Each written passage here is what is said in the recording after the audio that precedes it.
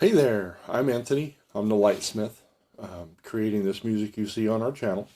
I wanted to talk about something I'm running into that I knew nothing about until this year.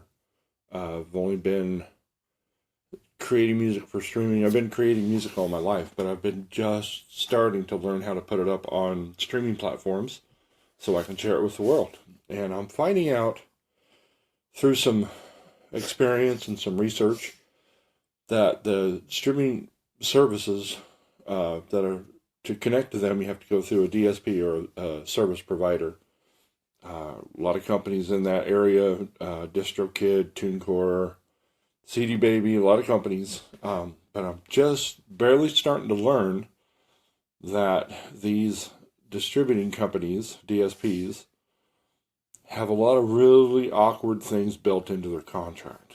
Um, and as a brand new artist that's trying to get their music up on Spotify or Pandora or YouTube or wherever to get heard, you may not notice this stuff in the contract. If you're getting started in the industry of getting your music up for streaming, you need to be aware. What's in those contracts is really questionable.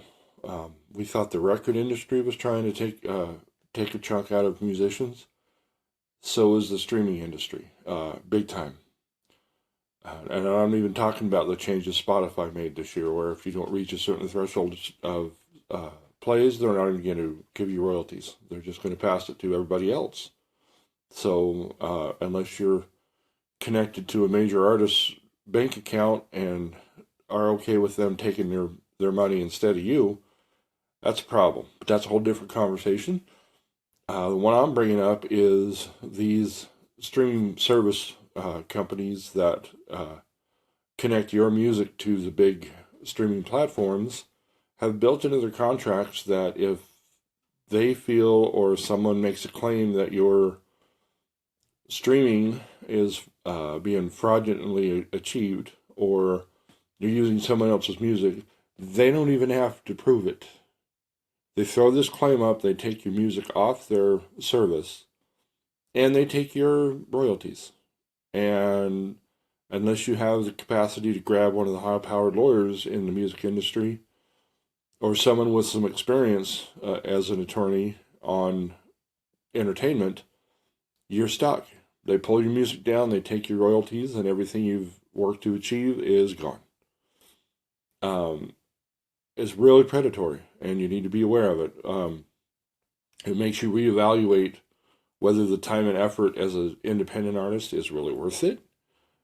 But for me, for right now, I still want my music to get out to the world somehow. It's not going to be a primary life focus, but it is something I'll still make effort to do. But there are a couple that I will not put my music through anymore.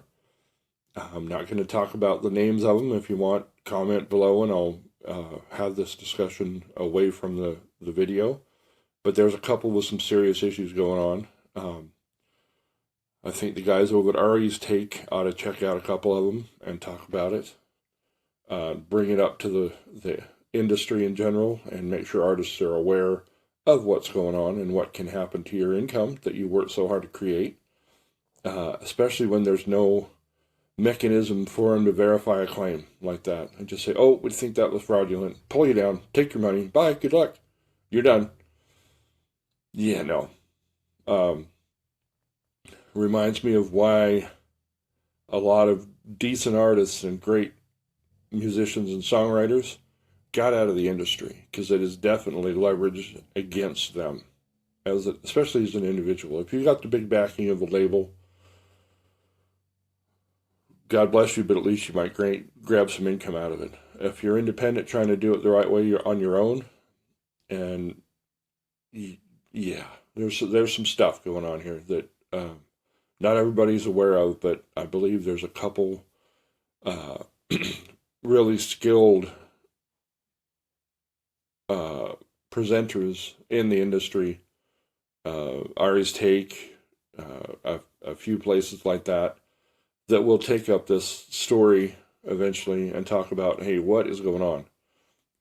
There's some that decide even before they put your music on, oh, we think that might be eventually, one day, streamed fraudulently. So we're not going to accept that song. And there's no rhyme or reason. You're stuck with it. A lot of them have changed their terms of service recently, so there's no arbitration clause. There's no questioning the decision. It's like, nope, you're done. Bye. So be aware if that's an area you, as a musician, want to explore.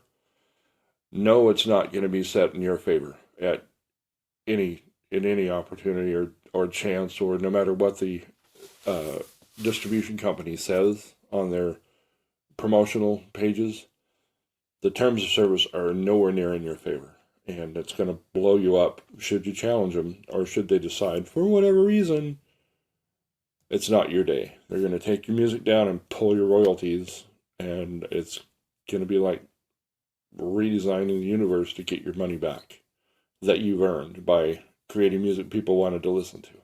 So anyway, just a rant that I wanted to put up, and I'm the lightsmith. I'm still going to create music. It's still going to be probably not me singing because I hate my voice, but it's going to be out there and listenable, and hopefully it'll make some people smile and bring some energy and light into the world. But being aware of it,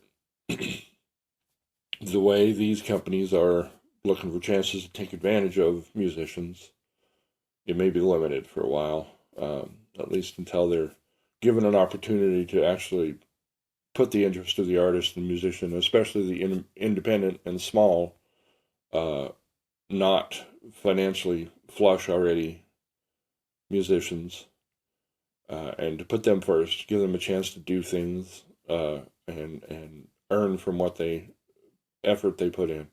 Anyway, God bless everybody. Have a great day, and talk to you soon.